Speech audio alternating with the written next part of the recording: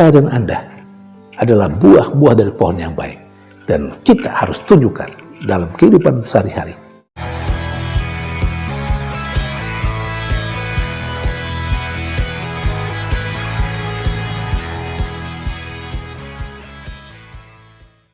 Berjumpa lagi dalam permenungan kita, edisi Sabtu 10 September 2022, Pekan Biasa ke-23.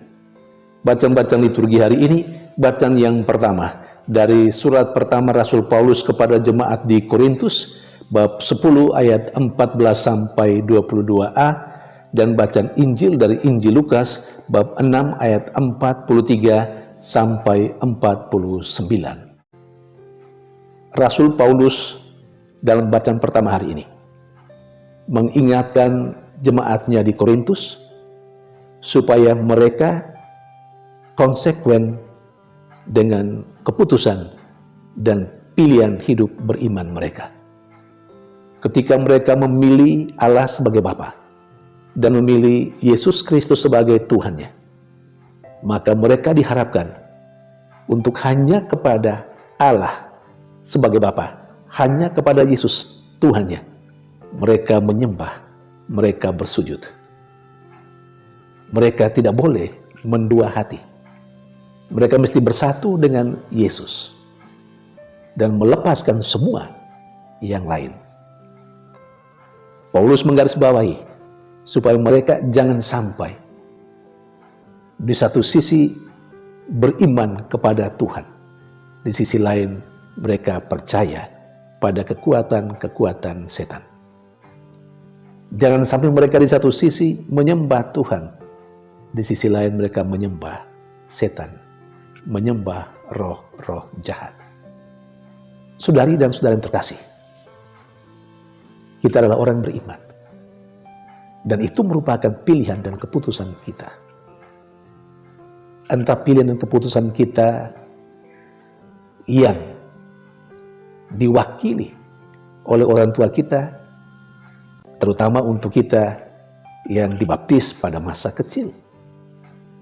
Tapi untuk kita yang dibaptis pada saat kita dewasa, kita memilih sendiri, kita memutuskan untuk mengikuti Yesus. Maka kita diminta untuk konsekuen dengan pilihan dan keputusan kita. Saudari dan saudara yang terkasih, banyak sekali keputusan-keputusan yang kita lakukan dalam hidup kita, baik dalam hidup beriman maupun dalam hidup secara umum.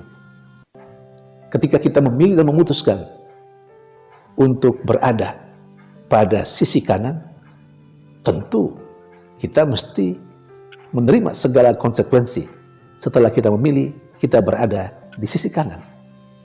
Kita tidak bisa pada saat yang sama berada pada sisi kanan dan sekaligus saat yang sama berada di sisi kiri. Saudari dan saudara yang terkasih, jangan sampai kehidupan kita selama ini sebagai orang beriman, kita memang percaya pada Tuhan, tetapi selain itu, di samping itu, kita masih ada banyak hal yang lain yang selain Tuhan yang kita imani, yang kita pilih, yang kita tentukan sendiri untuk kehidupan kita. Ada banyak hal yang lain yang menjadi berhala-berhala kita. Kita tidak pernah boleh mendua hati. Sekali memilih Yesus, kita hanya bersatu dengan Dia dalam berbagai macam kehidupan kita, situasinya. Kita tidak diminta menjadi orang yang abu-abu dalam kehidupan beriman. Sementara dalam bacaan Injil, Yesus memberikan wejangan kepada para muridnya dengan ungkapan-ungkapan simbolik. Yesus berkata, tidak ada buah yang tidak baik yang berasal dari pohon yang baik. Dan sebaliknya, tidak ada pula buah yang baik yang berasal dari pohon yang tidak baik. Tidak pernah orang memetik buah arah dari semak berduri, dan tidak ada pula dari duri-duri orang memetik buah anggur. Saudari dan saudara yang terkasih, Yesus menghendaki supaya kebenaran apa yang Yesus ajarkan ini itu ditunjukkan oleh para muridnya di dalam kehidupannya. Dan kita semua tahu bahwa apa yang diajarkan oleh Yesus untuk para muridnya saat itu juga dialamatkan kepada kita saat ini. Karena kita juga adalah murid-muridnya. Kita juga adalah orang-orang yang percaya kepadanya. Maka kitalah yang mesti memperlihatkan melalui cara hidup kita bahwa memang apa yang diajarkan Yesus itu benar. Bahwa pohon yang baik tidak mungkin menghasilkan buah yang tidak baik. Dan sebaliknya, pohon yang tidak baik tidak mungkin menghasilkan buah yang baik. Dan kata lain, pohon yang baik menghasilkan buah yang baik, dan pohon yang tidak baik pasti juga menghasilkan buah yang tidak baik. Bagaimana dengan kehidupan beriman kita? Bagaimana dengan kehidupan kita secara umum? Dalam iman kita mengakui bahwa Allah adalah Bapa kita. Yesus Kristus adalah Tuhan kita. Dan Roh Kudus adalah pembimbing kita. Allah Tritunggal, Bapa, Putra, dan Roh Kudus menjadi atau disimbolkan dengan pohon yang baik. Kita berasal dari Allah yang adalah pohon yang baik itu. Dan kita semua, saya dan Anda, semua yang percaya kepadanya adalah buah dari pohon yang baik.